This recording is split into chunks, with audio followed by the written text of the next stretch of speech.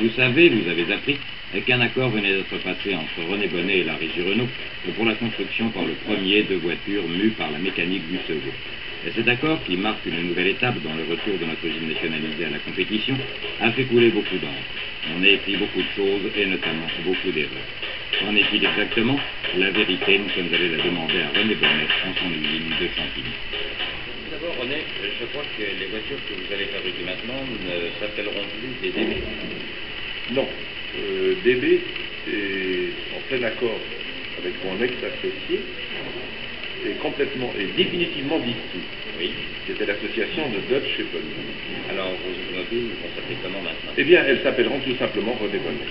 Et alors, le petit macaron, le double macaron qu'on avait l'habitude de voir sur leur capot, va être remplacé par quelque chose? Le double macaron disparaît complètement, c'est assez normal. Et voilà, on a cherché beaucoup, mais en fait, on pense avoir trouvé une solution, c'est-à-dire ce signe-là, ce sigle, qui représente le Capricorne, qui est mon signe, Oui. qui est une bête à cornes, qui fonce, et puis disons peut-être un peu têtu. Ça correspond assez bien à René Bonnet, hein? Et puis alors, les armes, je pense qu'on les a forgées, ces armes, je les ai forgées du moins. C'est le drapeau tricolore et le drapeau à damier que le Capricorne entraîne dans sa lancée. Eh bien, effectivement, ça correspond à une réalité qui existe et qui continue d'exister. Eh bien, René Bonnet, avant de revenir sur cet accord Bonnet-Renault, je voudrais éclaircir un point. Votre activité a toujours été orientée sur deux voies. D'une part, la compétition, et puis d'autre part, la fabrication de voitures de grand tourisme pour le public. Alors, qu'en est-il du modèle que vous sortez actuellement, Le Mans, qui est à partir de mécanique.a? Oui, eh bien, sur le plan commercial, Oui. rien ne change.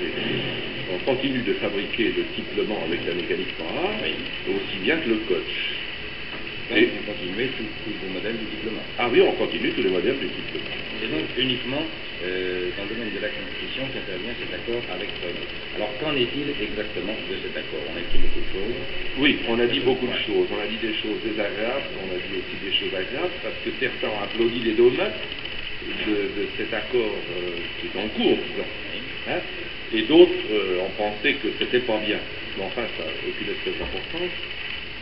Pour nous, ce sera d'apporter la preuve que c'est pas trop mal, et que les mécaniques que va me donner la régie Renault pour faire les 24 heures du Mans seront compétitives et pourront certainement rivaliser ce qu'on peut avoir comme concurrent de l'étranger. Donc, le premier point de cet accord avec Renault, c'est la prestation de voitures Bonnet-Renault aux 24 heures du Mans. Combien de voitures? Quel genre de voitures? Eh bien, en principe, 4. 2 voitures ouvertes et 2 voitures fermées. Oui. Dont 2 seront en 700 et 2 en 1000. Je pense que nous allons pouvoir arriver à mettre 5 voitures. Oui. La 5e étant plus destinée à l'indice énergétique. Est-ce que, René, vous pouvez nous montrer quelque chose de ces voitures? Pas grand-chose. Une maquette, voici, enfin, qui est sont des sections, et la préformation de la carrosserie. Là, vous êtes en train de fabriquer la carrosserie à la main, au marteau. Voilà, les artistes sont en train de prendre la feuille de duralinox en alliage léger et de le former d'après ces sections que vous voyez là, qui représentent beaucoup d'heures de travail.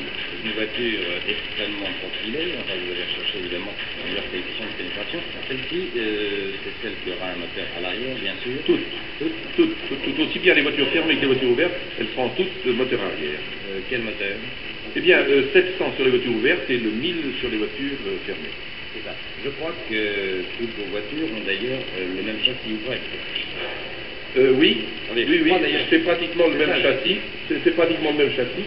C'est un châssis en tube molybdène très léger. On a fait un peu d'expérience l'année dernière sur la propulsion arrière que nous avions en 24 heures. Et ce châssis, nous sommes enchantés du résultat, puisque le châssis que vous voyez pèse 20 kg nu. C'est évidemment assez extraordinaire. Eh bien, compte tenu de ce châssis, compte tenu de la préparation de cette carrosserie, est-ce que vous avez déjà des éléments sur les performances? Non, du tout. Du tout. Vous savez, compte tenu du peu de temps qui nous reste, cette année, je pense que ce sera une année de présentation, de prise de contact avec ces nouvelles mécaniques. Je pense qu'on fera une démonstration honnête, mais on n'a pas la prétention de pouvoir faire une révolution et de gagner. Parce que tout ça a effectivement été fait extrêmement rapidement. Rapidement, puis c'est du nouveau. C'est du nouveau. Il y a beaucoup de choses à faire. Mais René, est-ce que vous serez alors quand même prêt pour la journée d'essai de 24 heures qui a lieu, je crois, le 8 avril cette année? 8 avril, oui. Au 8 avril, on aura une voiture. Oui. On aura une voiture, ce ne sera pas quelque chose de défini, disons un mulet. Hein? Donc, ce jour-là, nous pourrons voir la première bonnet à moteur Renault à l'arrière. René, tout à l'heure, au début, nous avons parlé de votre double activité, à la fois sur le plan de la compétition et sur le plan commercial. Est-ce que l'on peut penser qu'après ce premier galop dans le domaine de la compétition avec des moteurs Renault, il y aura...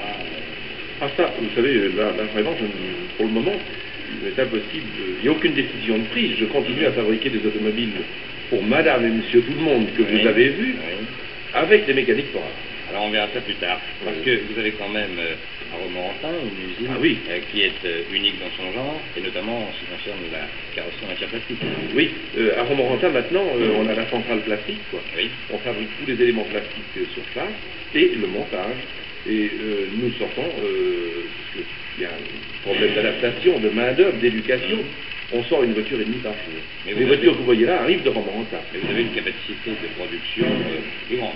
Très importante, puisqu'on a 10 000 mètres couverts au sol, très bien aménagés, très moderne. Je pense d'ailleurs que dans le cadre de cette enquête que nous commençons sur l'ensemble de la construction automobile et du sport automobile, nous irons vous rendre visite à Romorantin. Je serai très content.